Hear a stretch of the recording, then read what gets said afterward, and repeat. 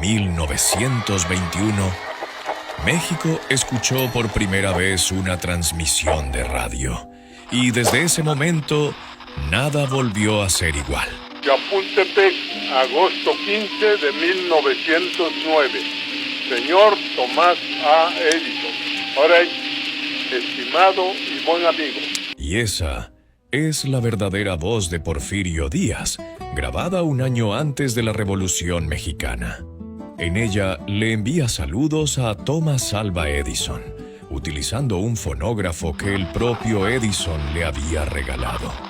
Era un gesto privado, pero que mostraba cómo México ya comenzaba a interesarse por las nuevas tecnologías y que en pocos años daría el salto a un invento que cambiaría todo: la radio.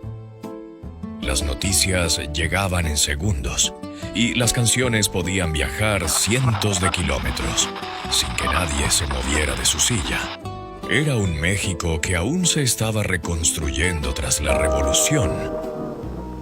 Las ciudades crecían, la electricidad llegaba poco a poco a más hogares y los inventos del extranjero empezaban a cambiar la vida cotidiana.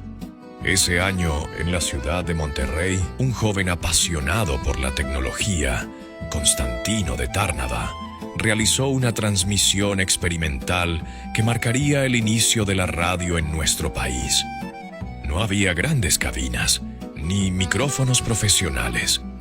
Solo un transmisor artesanal y la ilusión de probar algo que pocos creían posible: mandar la voz y la música por el aire.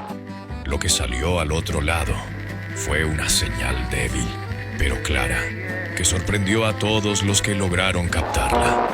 En ese instante, México había abierto la puerta a una nueva era, donde la información y el entretenimiento ya no necesitaban papel, telégrafos, ni largos viajes en tren. Las primeras transmisiones de radio en México no eran programas como los conocemos hoy, sino pruebas improvisadas, donde lo importante no era el contenido, sino demostrar que el invento funcionaba. En octubre de 1921, desde la ciudad de Monterrey, se realizó una de las emisiones más recordadas: un pequeño concierto con música de piano y violín, transmitido en vivo para quienes tuvieran un receptor. Y en aquel tiempo eran muy pocos. La mayoría de las radios no se vendían en tiendas. Había que importarlas o construirlas con piezas traídas de Estados Unidos. El equipo era rudimentario: transmisores de baja potencia, micrófonos que parecían latas colgadas de un cable y una antena improvisada en lo alto de un edificio. Para poner música, muchas veces se usaba una vitrola común colocada frente al micrófono y se giraba el disco a mano para mantener la velocidad. Aún así, la sensación era mágica. Desde un punto de la ciudad, una canción podía escucharse a varios kilómetros de distancia, atravesando paredes, calles y plazas. En 1923 nació XEV, la B grande de México, una de las primeras emisoras con programación regular. Allí se empezaron a transmitir boletines de noticias, lecturas de poesía y, sobre todo, música mexicana en vivo. Un dato curioso: en esas primeras transmisiones, la audiencia mandaba cartas a la estación para confirmar que habían escuchado el programa y describían el momento con emoción, como si hubieran visto un espectáculo en persona. Era el principio de un nuevo tipo de compañía invisible que llenaría las casas con voces y canciones. Encender la radio era todo un ritual. Primero, había que girar la perilla y esperar a que las válvulas de vacío calentaran. Un resplandor naranja iluminaba el interior de la caja de madera y un suave zumbido anunciaba que estaba lista. Luego, venía el ajuste fino: mover el dial lentamente hasta encontrar la frecuencia exacta, evitando los chasquidos y silbidos que llenaban el espacio entre emisoras. En muchas casas, la radio ocupaba un lugar central. En la sala, sobre un mueble robusto, y alrededor, toda la familia se acomodaba para escuchar. Si en la casa no había radio, el ritual se trasladaba a la tienda del pueblo, a la barbería o a la plaza, donde un solo aparato reunía a decenas de personas. Las noticias eran esperadas con ansias. Boletines sobre política, resultados deportivos o anuncios de eventos locales. La música llenaba los espacios, tríos, mariachis, boleros y también orquestas extranjeras que traían sonidos desconocidos para la mayoría. Y luego estaban las radionovelas, cuentos que se extendían en capítulos diarios y que hacían que la gente detuviera lo que estaba haciendo para escuchar. Un dato curioso. Había ciudades donde, a la hora de la radionovela más popular, el tráfico disminuía y las tiendas cerraban por unos minutos. La radio no solo informaba, creaba comunidad.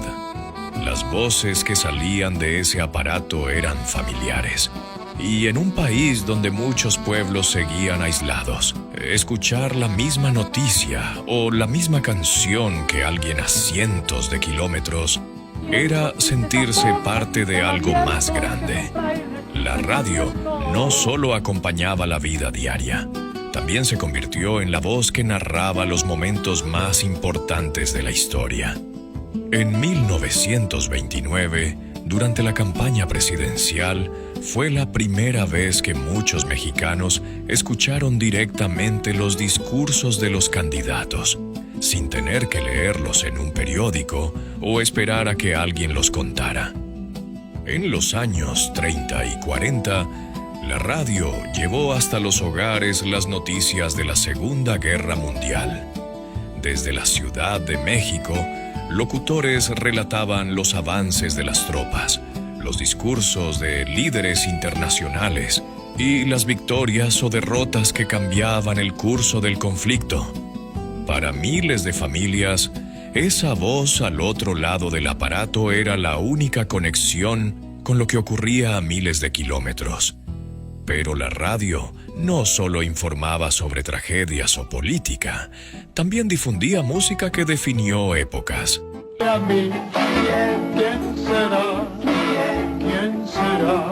Las canciones de Agustín Lara, Pedro Infante, Jorge Negrete y tantas voces que viajaban por el aire y se quedaban grabadas en la memoria. Un dato curioso. En 1930, la radio ya llegaba a más de 200,000 hogares en México. Una cifra impresionante para un país que todavía tenía enormes zonas rurales sin electricidad. Esto significaba que, incluso en comunidades donde no había luz, algunos improvisaban con baterías o generadores para no perderse las transmisiones. En cada momento clave, la radio estaba ahí. No era solo un aparato, era un testigo sonoro de la historia. Antes de la radio, las noticias llegaban lentamente. Podías enterarte de algo importante días, incluso semanas después, a través de un periódico, un pregonero en la plaza, o una carta que recorría kilómetros en tren o a caballo. La información viajaba al ritmo del papel y el telégrafo. Con la radio, todo cambió. En cuestión de segundos, un mensaje podía cruzar ciudades enteras y llegar hasta la sala de tu casa. Una canción que se interpretaba en vivo en la Ciudad de México podía ser escuchada esa misma tarde en Monterrey, Guadalajara o Mérida. La rutina se adaptó a este nuevo medio. Las familias organizaban sus actividades para estar frente a la radio a la hora de su programa favorito. Los niños aprendían canciones que nunca habían escuchado en su región. Las amas de casa seguían consejos de cocina o salud, y los trabajadores comentaban las noticias en la calle como si todos hubieran estado presentes en el mismo lugar. Las radionovelas marcaron un antes y un después. Historias como Calimán, El derecho de nacer o Chucho el Roto detenían pueblos enteros. Había quienes aseguraban que podían ver las escenas en su mente, solo con la voz de los actores y los efectos sonoros. La radio unió a un país diverso y disperso. Hizo que un campesino en Oaxaca y un comerciante en Tijuana pudieran escuchar al mismo tiempo la misma canción, la misma noticia, y sentir que, aunque lejos, compartían un mismo momento.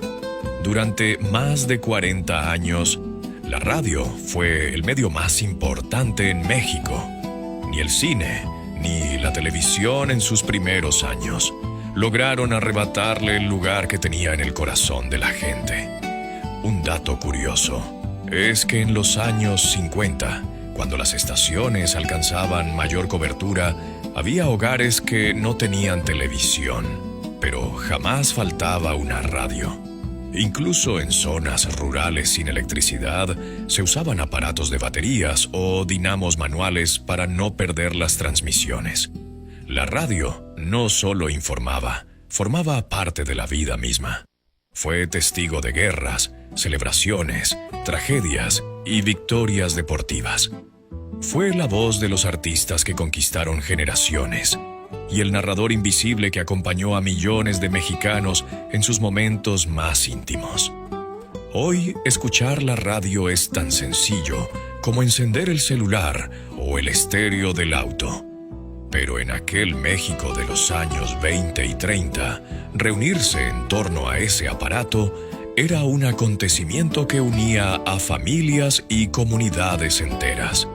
Si te gustó el contenido y descubrir más historias de cómo era la vida en el México de antes, suscríbete, porque tenemos mucho que contar. Nos vemos.